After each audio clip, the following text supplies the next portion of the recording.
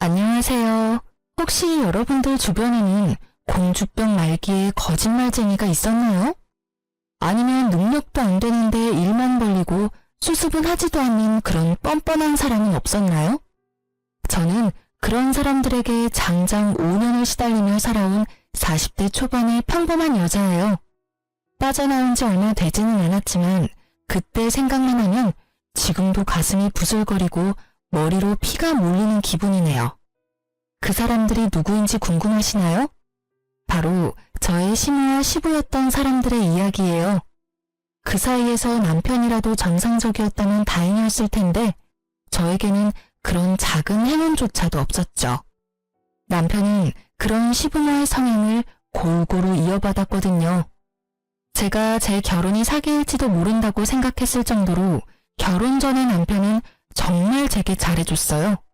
정말로 딱 결혼식 전까지만요. 남자가 결혼하면 바뀐다고들 하잖아요. 그냥 옛날 사람들 말인 줄 알았어요. 요즘 같은 시대에 그런 사람과 결혼할 여자가 어디 있겠어요? 그래서 저는 남편을 철석같이 믿었어요. 너무 잘해줬거든요. 혼자서도 잘했고 제 탓을 한 적도 없었어요. 그건 이혼하기 직전까지도 바뀌지 않았어요. 다만 한 가지 변수가 있긴 했죠. 시댁과 관련된 일에서는 칼 같은 면이 있었거든요. 처음에는 남편의 그런 모습에 편하게 생각하기로 했어요. 제가 시댁에 잘하기만 하면 남편도 그렇게 예민하게 굴지는 않을 거라고요. 그런데 그렇게 쉬운 문제가 아니었어요. 남편이 그렇게 싸고 도는 시부모님들이 문제 덩어리였거든요. 저와 남편은 동갑내기 커플로 우리 사이에는 아들이 하나 있었어요. 결혼 5년 차에 저는 그 시댁과의 마찰이 극에 달하기 시작했어요. 처음에는 별거 아니었어요. 시모가 공주병 말기에 어떤 일이든 손가락 하나 까딱하지 않는다는 것은 결혼 직후 알게 된 사실이었어요. 신혼여행 직후 인사하러 들른 시댁에서 시모가 처음 한 말은 고생했니 잘 왔다가 아니었거든요. 그래, 이제 너도 우리 집 식구가 됐으니 한 사람 몫을 하는 게 맞다고 생각한단다. 그러니 이번 주말에 우리가 먹을 밑반찬과 요리를 몇 가지 해오거라. 저는 당황했어요. 시댁에 잘하기로 마음먹긴 했지만 이렇게 바로 이런 일을 시킬 줄 몰랐거든요. 그래도 제가 할 수 있는 말이 뭐가 있겠어요? 네, 어머님. 혹시 못 드시는 거 있으면 미리 말씀해 주세요. 이 말뿐이었죠. 그렇게 말하고 돌아오는 길에 남편에게 이에 대해 말했죠. 나 요리도 제대로 못하는데 갑자기 이게 무슨 일인지 모르겠어. 게다가 일도 하는데 주말마다 음식을 해오라고? 아, 진짜. 당신이 어머님한테 말해서 식이라도 좀 늦춰줄 수 있을까? 대학 때 독립해 자취를 하며 일하다가 결혼을 하게 된 제가 요리에 익숙하지 않는 건 당연한 일이었어요. 게다가 요리를 잘하지도 못했고요. 자신감도 없었지만 실제로도 시간도 없었어요. 제 직장은 주 5일이 아니라 주 6일이었거든요. 토요일까지 나가야 하는 일에 시모의 그 말은 제게 있을 작은 여가 시간마저도 가져가겠다는 말로는 들렸거든요. 우리 엄마 고생 많이 하셨어. 나 학교 보내려고 안 해본 일 없을 정도로 많이 하셨고. 그래서 나 결혼하고 나면 일 그만두신다고 하셨거든. 그러니까 당신이 좀 이해해. 어머니가 쉬고 싶은 거니까 며느리가 된 자기가 고생 좀 해줘. 솔직하게 이 말이 정말 어이없게 들렸거든요. 고생을 한 어머님께 도움을 주고 싶다는 남편 말은 이해가 됐어요. 친정엄마가 그렇다면 저도 도움을 주고 싶을 때니까요. 그런데 왜 자기가 안 하고 나한테 그걸 시키려는 거죠? 왜 제가 이해를 하고 고생을 해야 하느냐 말이죠. 그 이야기를 하려다가 일단 입을 닫았어요. 싸우고 싶지 않았거든요. 제 성격이 원래 그렇게 호전적이지는 않아서 싸울 일을 만들지 않는 것에 중점을 두거든요. 생각한 대로 내뱉으면 분명 싸우게 될 것이고 결혼한 지 한 달, 아니 한 주도 안 된 우리가 싸우면 분명히 이 결혼을 후회할 거라는 생각이 들어서 겨우 참았어요. 그리고 그 주 주말부터 저는 시모를 위한 음식을 준비하기 시작했어요. 집에서 밑반찬 몇 가지와 잡채, 불고기 등을 해서 시댁으로 갔어요. 요리 솜씨에 자신이 있는 건 아니라서 불안했지만 그래도 요리를 완성했다는 보람은 있었거든요. 일요일에 오전 내내 만든 음식을 들고 오후에 시댁에 가서 저녁밥을 먹기로 했어요. 제가 만든 반찬들이 가득한데 시모가 음식을 먹더니 한마디 하더군요. 반찬은 간이 짜고 국은 싱겁고 요리는 맛이 없네. 넌 도대체 친정집에서 뭘 배워온 거니? 이걸 사람에게 먹으라고 주는 거야? 너희가 먹는 거 아니라고 건성으로 요리했어? 조곤조곤 큰 소리도 내지 않고 잔소리하는 시모를 보며 꼭 화를 참았어요. 친정 이야기를 꺼내는 것 자체도 열받았지만 흥분하지 않고 이야기를 꺼냈죠. 어머님, 제가 대학 졸업하면서부터 계속 일을 하는 바람에 요리를 배울 시간이 부족했어요. 시간이 조금만 더 있으면 괜찮아질 것 같은데 그때까지만이라도 좀 참아주세요. 그렇게 마음에 안 드시면 제가 다음부터는 반찬 가게에서 사올게요. 누구는 일 안 하니? 나도 평생을 일했어. 지금 좀 쉬는 것뿐이지. 요리를 배울 시간이 부족해? 부족하면 열심히라도 해야지. 뭐니 이게? 크기는 다 제각각에 간도 제각각. 요리에 기본이 안 되어 있지 않니? 그리고 반찬을 왜 사서 와? 너 돈이 그렇게 차고 넘쳐? 아니면 힘들게 돈 버는 우리 아들 더 힘들게 하고 싶어서 그런 소리 하는 거야? 그것도 아니면 시모가 반찬에 오라는 말이 고깝게 들려서 사온다는 거야? 하고 싶은 말은 태산이었지만 또 참았어요. 시부도 남편도 여기 제 편을 들어주는 사람은 아무도 없었고 시모는 그런 제가 풀이 죽었다고 생각했는지 미친 듯이 몰아붙이더라고요. 정작 저는 한 귀로 듣고 한 귀로 흘리고 있었지만요. 다음부터는 음식을 사가겠다고 생각했거든요. 그런데 청천벽력 같은 소리를 들었어요. 네가 반성하고 있다면 이제부터 일요일 오전에 우리 집에 와서 음식 만들어. 내가 옆에서 지켜보면 정성스럽게 만들 수 있겠지. 제 계획이 산산조각나는 날이었어요. 게다가 일주일 중 일요일이 완전히 사라졌다는 뜻이기도 했고요. 저는 급히 남편의 옆구리를 찔렀어요. 그런데 남편이 모른 체 하더군요. 결국 알겠노라 답하고 돌아오는 차 안에서 저는 남편에게 한마디 했어요. 어머님, 너무한 거 아니야? 일주일에 6일 일하는 사람이 나야. 꼭 하나만은 휴일을 뺏어가야 하는 게 맞는 거냐고. 당신이 어머님한테 말 좀 해봐. 내가 무슨 말을 해줘? 당신이 싫으면 싫다고 말하면 되지. 그리고 내가 몇 번이나 말했잖아. 우리 엄마 고생하셔서 자기한테 부탁한다고. 하겠다고 했으면 그냥 하면 되지. 왜 나한테 그런 말을 해? 당신 나랑 결혼한 이유가 당신 어머니 고생한 거 나한테 보상받으려고 그런 거야? 무슨 말을. 내가 왜 그런 이유로 당신이랑 결혼을 해? 그런 거 아니야. 당신도 진짜 너무하네. 그냥 이해만 좀 해달라고 했잖아. 이해는 해. 이해하고 있다고. 그런데 이런 식으로 사람 괴롭히려는 건 좀 아니지. 뻔히 주 6일 일하는 거 아시면서 왜 그러시는 건데?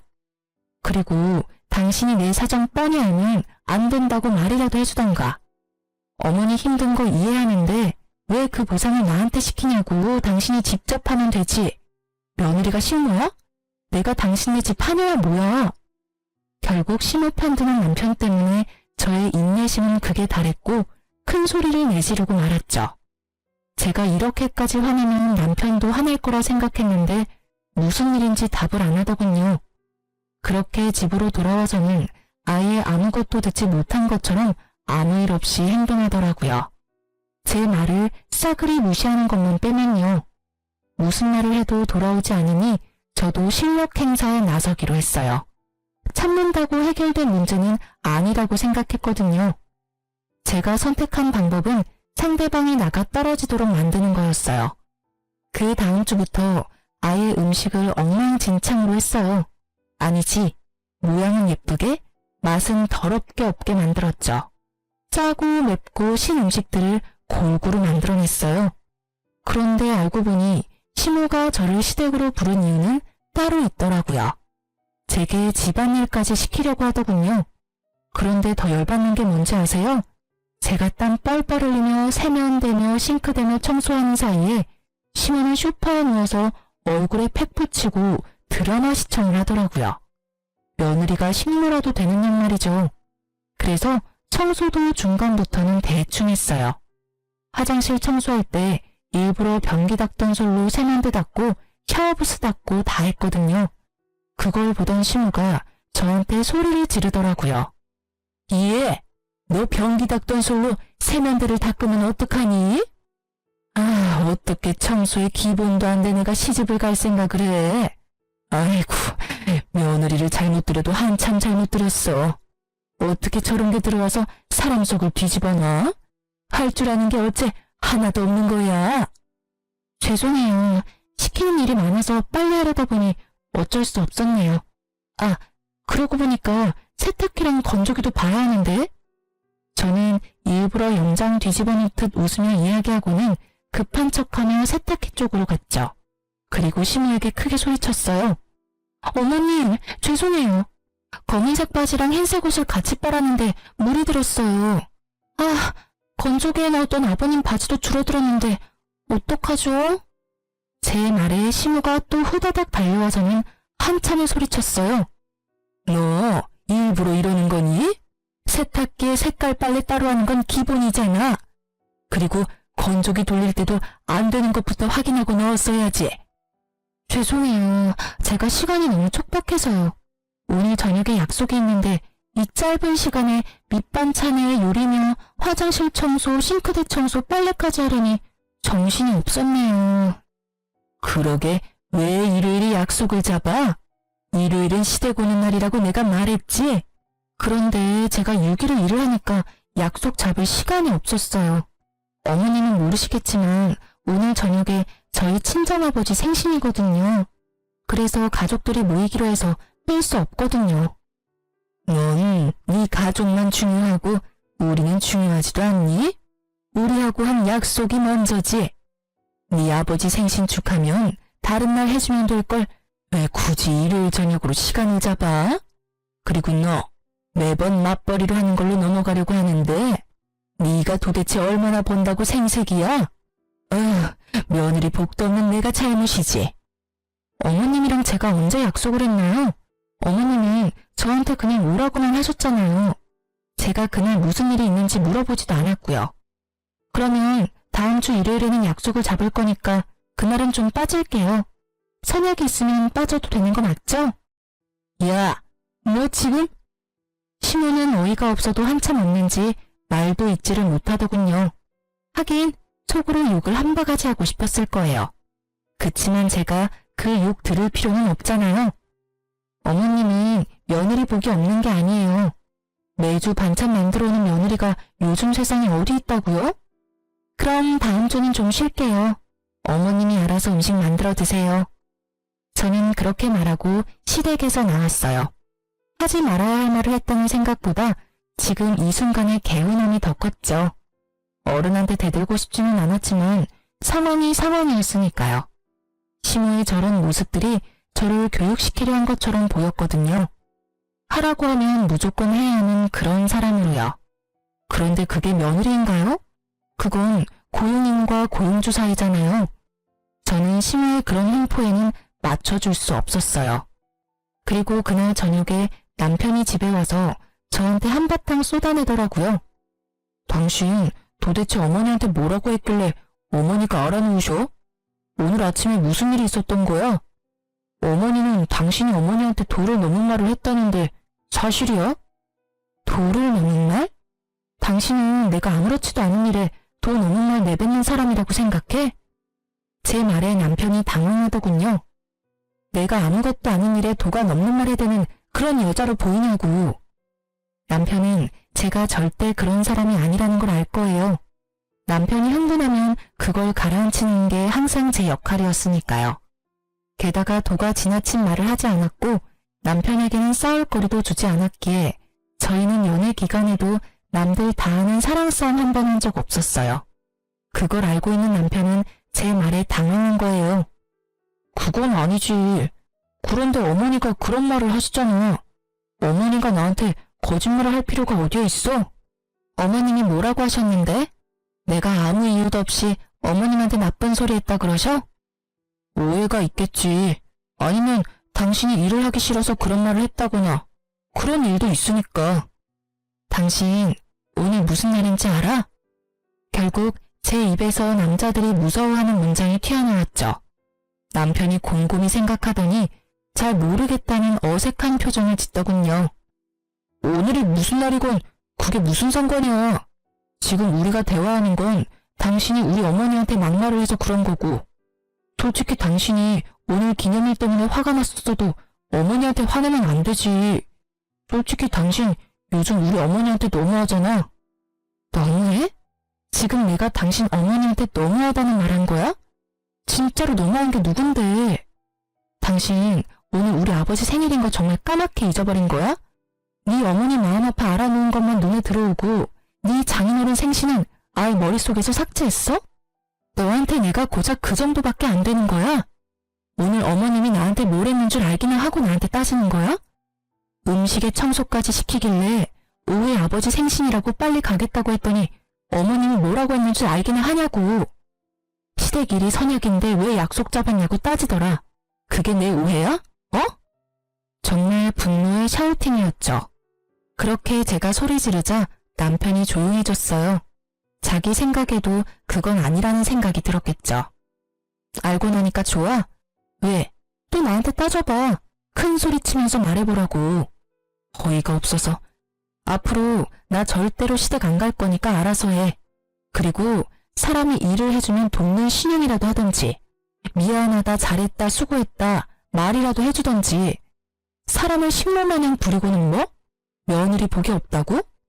정말로 며느리 복이 없다는 게 뭔지 알려줄까? 결국 제 선언과 함께 저는 시댁에 들리지 않았고 시모도 저를 부르지 않았어요. 남편도 시모 이야기는 꺼내지 않았죠.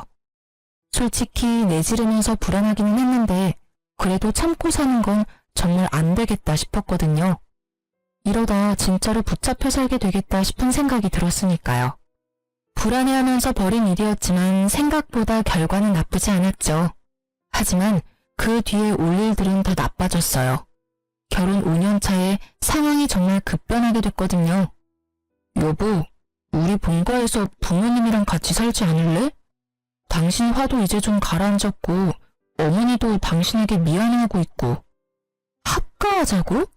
그건 절대 못해. 같이 살면 싸우기만 할 거야. 솔직히 나는 그러고 싶은 마음도 없고.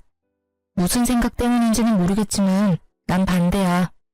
일단 들어봐. 당신도 합가하는 게 더 편할지도 몰라. 우리 애도 아직 어린데 애 봐주신다고 하시잖아. 솔직히 애 키우느라 돈도 많이 드는데 같이 살게 되면 돈도 아끼고 이점도 많다고 생각해. 맞는 말이긴 했죠. 육아휴직 동안은 제가 애를 볼 수 있었지만 버는 돈이 얼마 안 되니 저축해둔 돈은 다 써버렸고 다시 일은 하러 가야 하는데 애를 어린이집에 맡기기에는 애가 아직 어렸으니까요. 분명 시모가 도와주면 수월한 면도 있을지도 몰랐어요. 하지만 시모와 제 궁합이 정말 최악이라는 게 문제였죠. 저는 시댁에 가지 않기로 했었지만 추석이나 설 같은 명절과 각종 시댁 경조사에까지 가지 않겠다고 말한 건 아니었어요. 주말마다 오라고 했던 일을 가지 않게 된 거였으니까요. 그런데 문제는 제 기강을 잡으려고 텃세를 부리려고 했던 시모가 다른 쪽으로 저를 괴롭히게 됐다는 점에 있었어요. 보통 어른들 보러 갈 때는 점잖게 꾸미고 가잖아요. 그런데 제가 꾸미고 올 때마다 시모가 제 물건을 탐내더라고요. 처음에는 가방이었어요. 그 가방은 제가 신혼여행 돌아오면서 큰맘 먹고 산 가방이었거든요. 그걸 달라고 하시더군요. 가져갈 가방이 없다면서요. 저는 당연히 당황하며 급히 돌려 말했죠. 신혼여행 기념으로 사온 거니 다음에 다른 가방으로 제가 직접 선물해드리겠다고 말이죠. 솔직히 돈이 아까운 것보다는 추억이 있는 가방을 시모에게 주고 싶지 않은 마음이 더 컸거든요. 그런데 못 주겠다는 뜻을 내비추자마자 시모가 아이고 내 팔자야 하면서 또 죽는 소리를 하더라고요. 결국 그걸 듣고 있던 남편이 제게 자기가 가방 다른 거 사줄 테니 그걸 시모에게 주라고 하더군요. 남편의 말 한마디에 결국 그 추억이 담긴 가방은 시모에게 넘어갔죠. 그런데 그 한 번뿐이 아니었어요. 그 뒤로도 제 액세서리나 화장품이며 제가 가지고 있는 걸 막무가내로 달라며 때를 썼어요. 솔직하게 말하자면 시모 나이에 사용하기에는 너무 어려 보이는 것들도 무작정 달라고 용을 쓰는데 정말 미쳐버리겠더라고요. 그런 일들이 계속 일어나서 시댁에 갈 때는 허름한 옷에 오래된 것들만 착용하고 다녔거든요. 만약 합가를 한다면 어떻게 될까요? 제 물건이 온전히 제 것이 되기는 할까요? 솔직히 그런 마음이 가장 먼저 들었어요. 그래서 합가에 필사적으로 반대했거든요. 남편에게도 말했죠. 당신 모르지? 내가 시댁 갈 때마다 왜 그렇게 허름하게 다니는지. 어머님이 내가 가지고 있던 거 다 뺏어가시니 아끼는 물건이나 새 물건은 절대로 가져가지 않는 거야. 그런데 합가? 내 물건이 남아나기는 하겠어? 그렇다고 그런 일들을 당신이 막아주지도 않을 거잖아. 매번 어머님이 죽는 소리 하면 나중에 새 걸로 사줄 테니까 어머님 주라고 해놓고는 한 번도 사준 적 없으면서. 제 말에 다 맞는 말인지라 남편도 아무 말 않더군요. 그런 남편에게 합가는 절대 안 된다고 못 받고 그 일은 끝난 듯 보였어요. 그런데 끝이 아니었더라고요. 한 달 뒤에 남편이 와서 다시 합가 이야기를 꺼내더군요. 이미 다 끝난 이야기야. 왜 자꾸 합가 이야기 꺼내는데? 우리 어머니 지금 암 걸렸어.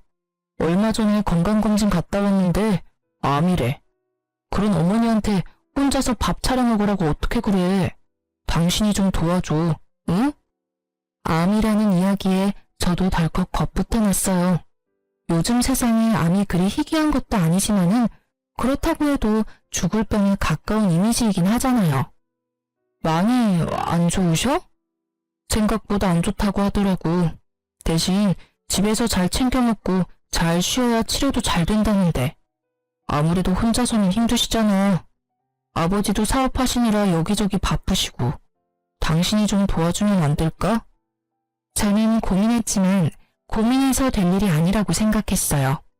시모가 밉지만 죽을지도 모른다는 이야기를 들으니 애처로운 마음이 생기더라고요. 알았어. 그럼 우리 집 내놓고 팔리면 들어가자. 그 전까지는 주말에 가서 어머님 도와드릴게. 저는 합가를 받아들이기로 했어요. 남편은 고맙다며 그 다음날 바로 집을 부동산에 내놨죠. 결국 신혼 촛대로 돌아가고 말았지만 좋게 생각하기로 했어요. 그리고 그 뒤로 주말마다 시모 수발 들러 시댁에 갔어요. 3주째 되는 날 시모는 시부와 남편과 함께 서울에 있는 큰 병원에 항암 치료를 하러 가게 됐어요. 3박 4일 일정이라기에 별 의심 없이 보내놓고 저는 시댁 청소에 돌입했어요.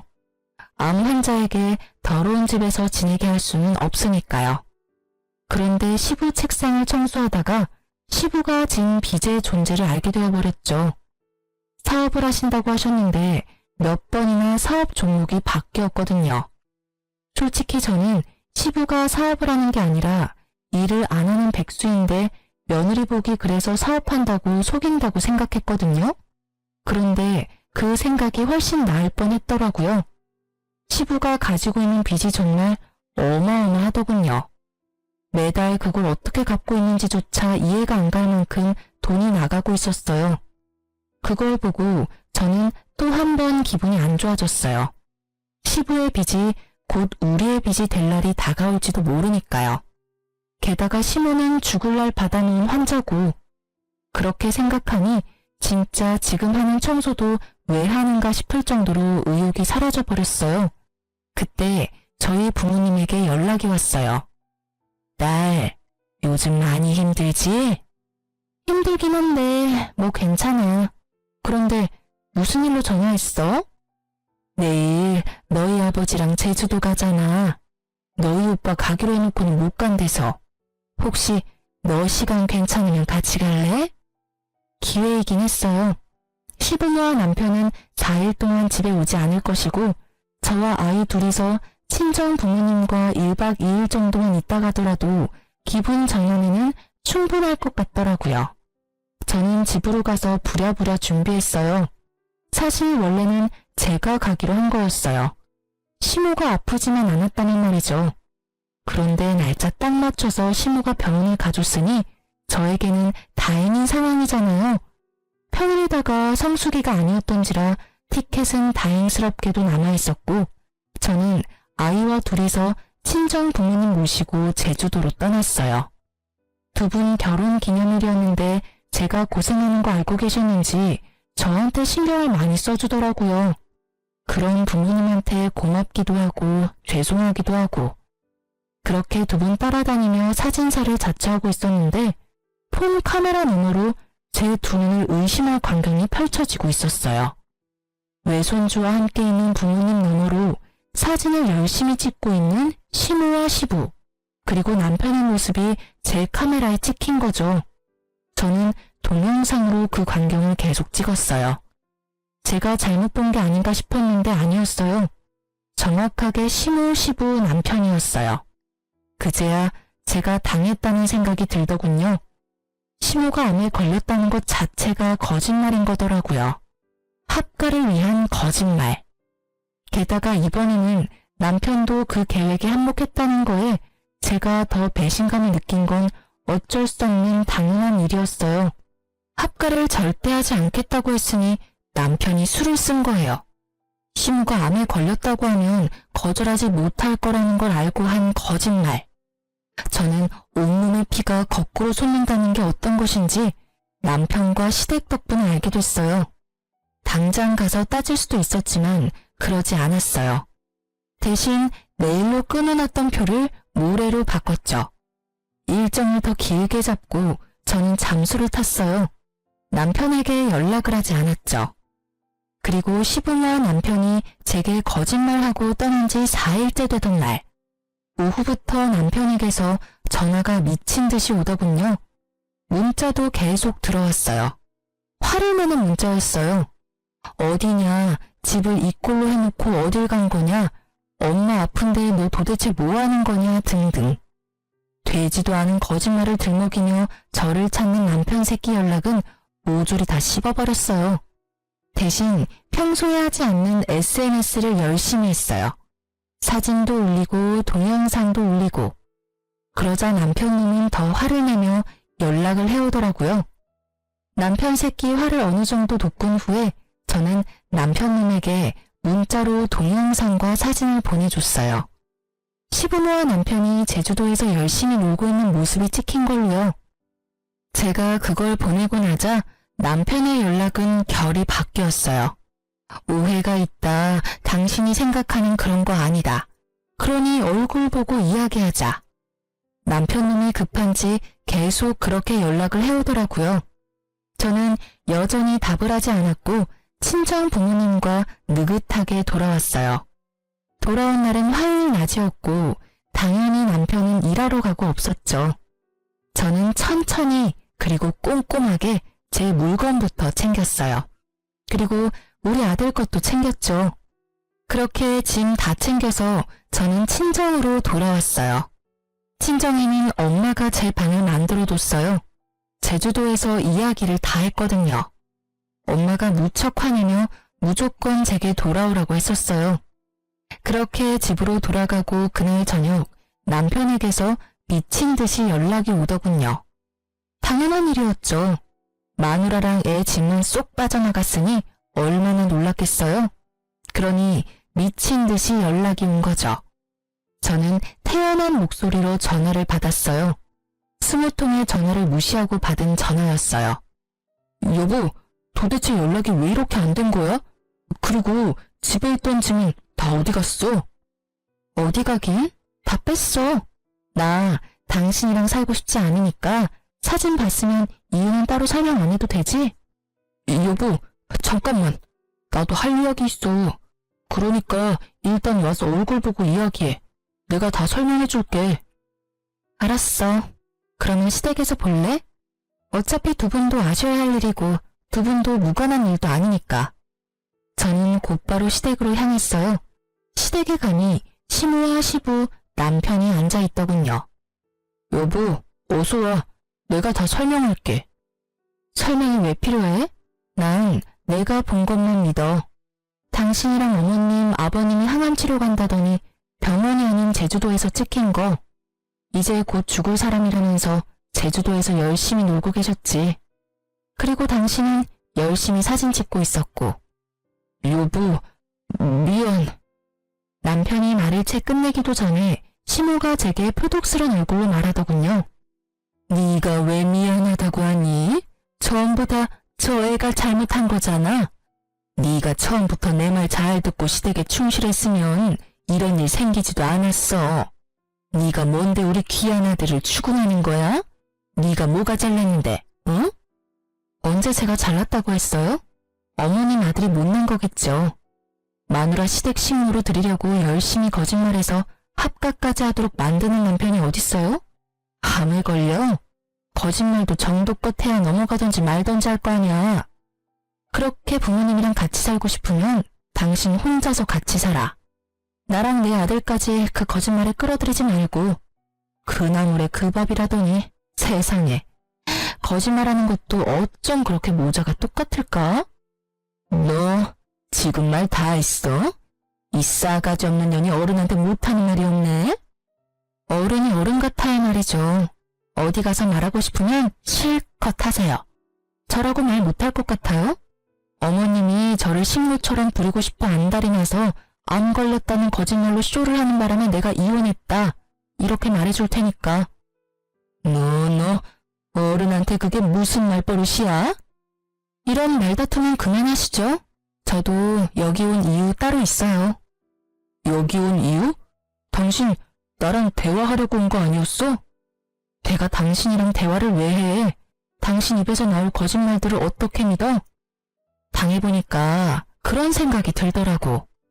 어머니가 암에 걸렸다는 거짓말까지 할 정도면 어떤 거짓말인들 못하겠냐고.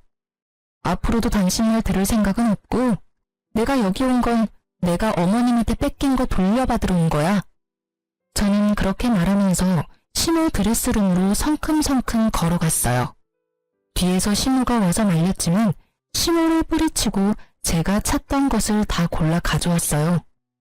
지금 제가 가져온 거 어머님한테 뺏긴 제 물건이에요. 남편이 나중에 똑같은 거 사주겠다고 하고 사준 적 없는 것들이고요. 그러니까 제가 다시 가져가는 게 계산에 맞는 거죠? 안 된다. 그건 네가 나한테 준 거야. 줬다 뺏는 게 어딨어? 줬으면 그만이지. 그거 다 내 거라고. 건들지 마. 이 망할년 같으니라고. 어머님 거 아니고 제 거거든요.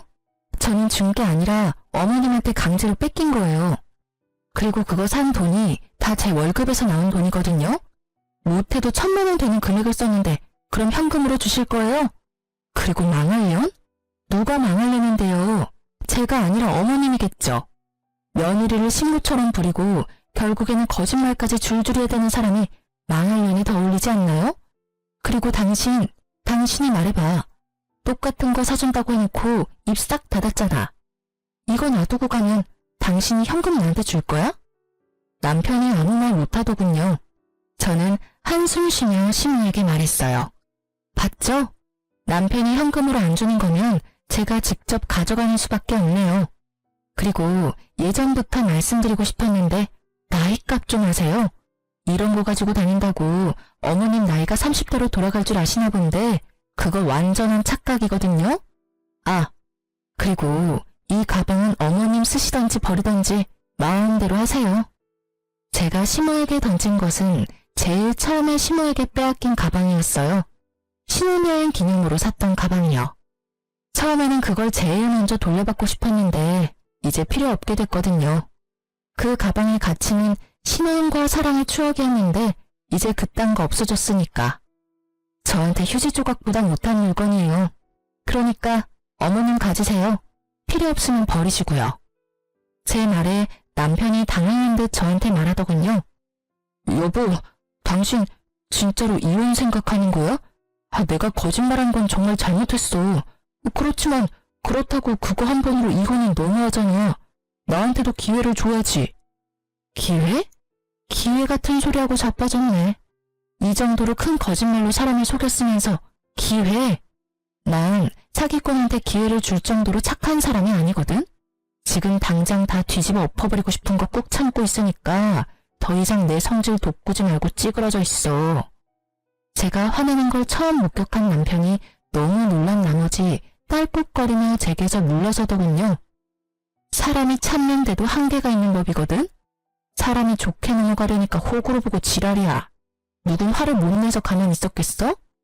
똑똑히 들어. 나는 절대로 당신 용서 못해. 아니? 안 해.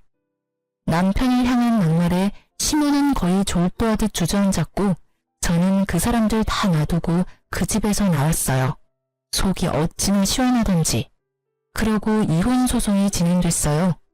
애가 있어서 그런지 생각보다 오래 걸리더군요.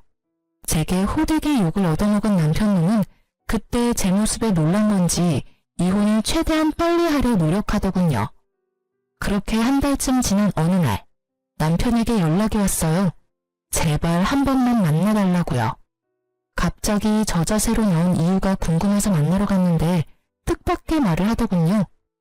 이혼 다시 생각해보면 안 될까? 나는 여전히 당신 사랑하고 이혼은 정말 안 될 것 같아. 저는 이 사람이 뭐 잘못 먹었나 싶었어요. 왜 갑자기 이런 소리를 하나 싶어서 떠봤죠. 무슨 일이길래 또 양념을 쳐? 나 당신이랑 절대로 같이 안 살아. 내 인생에 당신은 해로운 인간으로 확정됐으니까. 여보, 제발 다시 한 번만 생각해봐. 나는 당신이 하라는 대로 다 할 수 있어. 그리고 당신이 원하는 대로 해도 돼. 절대로 합가 이야기 꺼내지도 않고 어머니도 내가 잘 막을게. 제 부모 이야기라면 껌뻑 죽던 인간이 저런 말을 하니 흘려들을 수 없겠더라고요. 사실대로 말해봐. 무슨 일 있지? 나한테 그만큼 욕 얻어먹었으면서도 재결합하자는 이야기를 하는 걸 보니 뭐가 터져도 크게 터졌나 본데? 아버지, 우리 아버지 암 걸리셨어. 폐암. 암? 또? 이번에는 아버지 암이야? 정말 레파토리 지긋지긋하네. 이젠 암 말고 다른 병명 꺼내야 하지 않아? 그거 이미 약발 떨어진 지 오래거든? 아니야, 이번엔 진짜야. 아버지 암 걸렸는데 집에 아버지 보살펴줄 사람이 아무도 없어. 그래서 나더러 재결합해서 수발이나 하라고? 내가 미쳤어? 설사 당신 말이 진짜라도 내가 왜 해? 수발 둘러는 건 아니고 내가 다 할 테니까 당신이 집을 좀 맡아주면 안 될까 해서.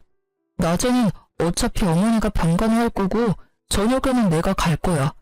그런데 그러면 내가 쉴 시간이 없잖아. 그러니까 당신이 집에서 밥도 좀 해주면 나도 편할 거고. 솔직히 어머니가 제대로 병간호를 못하니까 매번 내가 불려나가거든. 게다가 지금 집에 일 생긴 것도 내가 다 떠맡게 돼서 몸이 10개라도 부족해. 그래서 네가 할 일이 너무 많으니 나더러 다시 돌아와서 그 일 좀 나눠해라. 그 말이지? 진짜 사람 참 안 변하네. 어떻게 그렇게 이기적인 그대로인지 모르겠네. 내가 왜 당신 대리효도를 해야 하는데? 못하겠으면 포기하면 되잖아. 그런데 왜 그렇게 붙잡고 있어? 애초에 그 이야기가 진짜도 아니겠지만, 그리고 아무리 봐도 내가 손해잖아.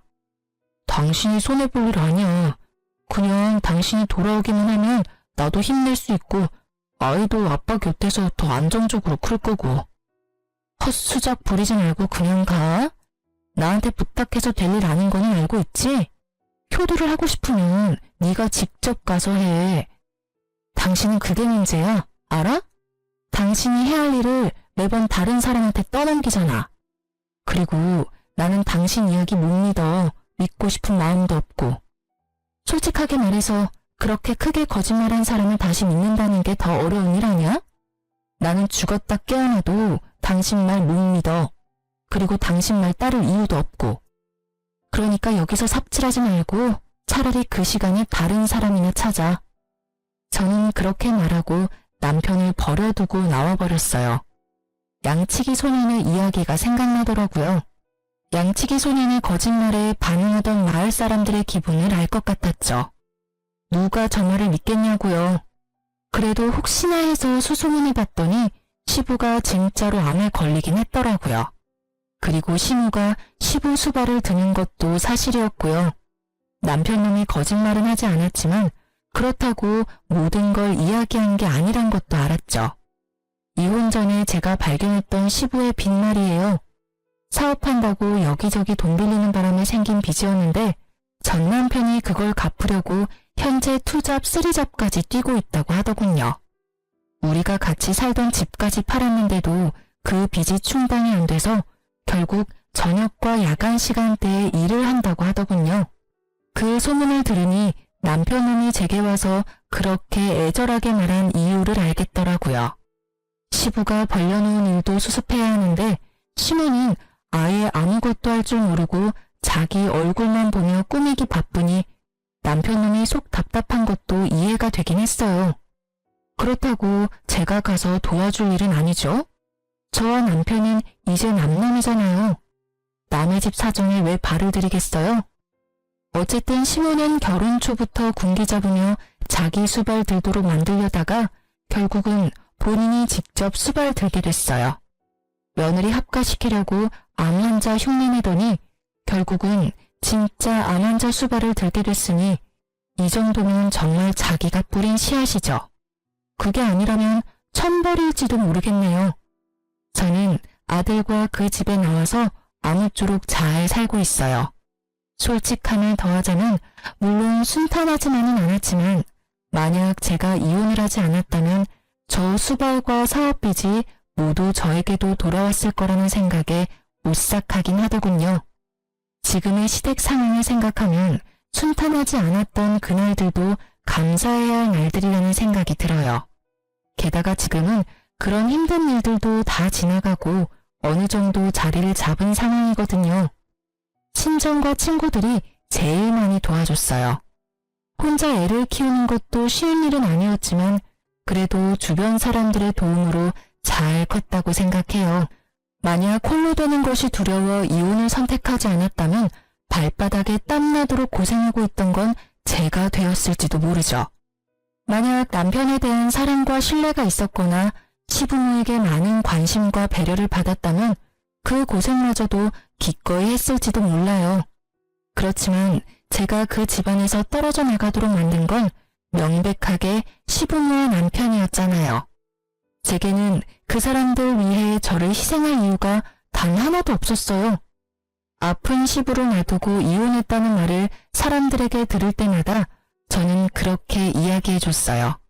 지금도 저는 제가 잘못했다거나 심했다고 생각하지는 않아요.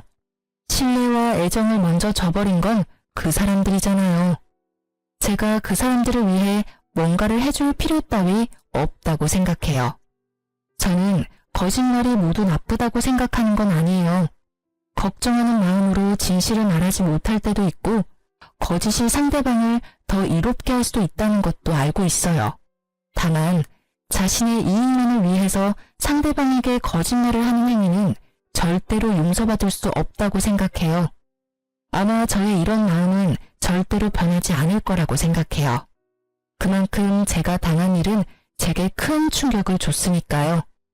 제가 글을 쓰게 된 건 이렇게 골 때리는 이혼 사유도 있다는 걸 들려드리고 싶어서였어요. 만약 누군가가 자신의 이익만을 위해 거짓말을 한다면 부디 그걸 용서하지 마세요. 용서해줬다가는 호구될 수도 있으니까요. 그럼 지금까지 긴 제 사연 들어주셔서 감사합니다. 행복한 하루 보내세요.